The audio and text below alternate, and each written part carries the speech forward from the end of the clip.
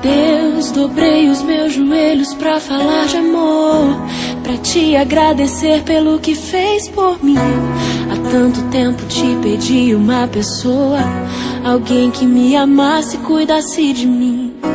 E olha a bênção que o Senhor me preparou, algo muito além do que eu te pedi. Eu sei que o Senhor tem sempre o melhor, quando oramos e pedimos esperando em Ti.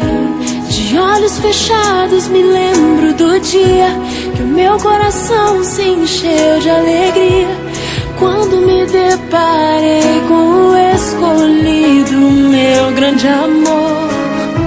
Não foi por acaso, foi o Teu cuidado. Obrigado, Senhor. Hoje é real aquele sonho meu, hoje sou feliz e te agradeço.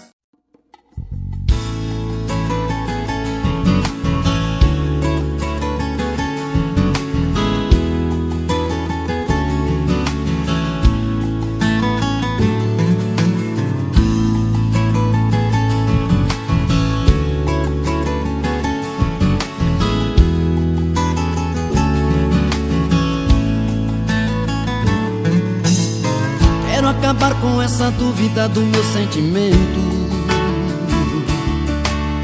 Por que será que você não sai do meu pensamento? Quando eu te vejo fico leve, feito folha ao vento. Um arrepio na pele e um fogo por dentro.